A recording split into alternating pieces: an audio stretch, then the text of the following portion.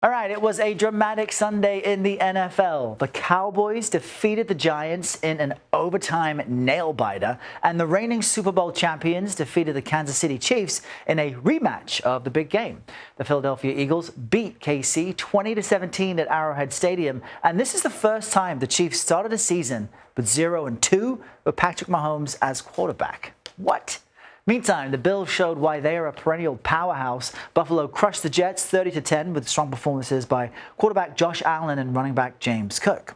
CBS Sports NFL analyst Emory Hunt joins us now to discuss all of this and more. Emory, good morning to you.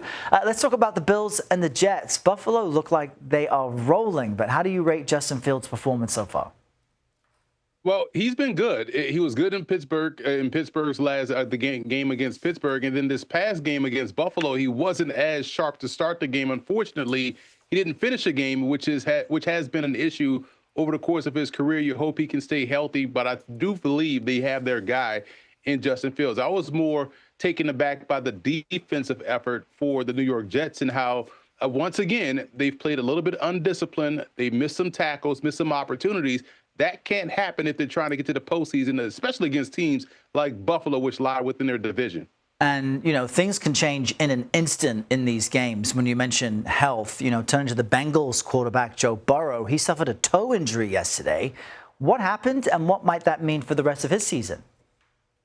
A turf toe is, I don't know if you ever had one. That thing is painful. What is that? Because all of your weight and power is off of your big toe. Anything you do athletically is off your big toe. And you don't realize how every part of your body matters until one part gets injured. You're like, man, I really need that, right? And so when you have a toe, you can't put direct pressure on it, especially at quarterback where you're trying to drive and throw the football. That could be a potential problem. So you hopefully learn that maybe it's not one that can linger. Maybe it's one that's a short-term injury, but either way, it's going to be a bad thing for the Bengals because they're going to be without their star quarterback for at least 3 to 4 weeks. Wow, and that all comes down to a toe. Get better, Joe. All right, the Miami Dolphins are now 0-2 after a loss to the New England Patriots. Where does that leave Coach Mike McDaniel?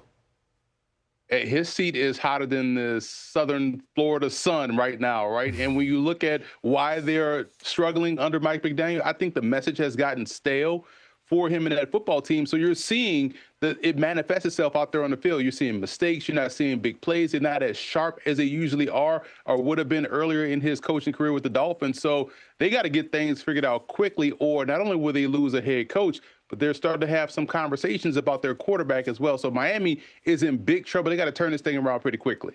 All right, Emory Hunt, great to chat with you, and protect your toes in the days ahead. Thanks for your time.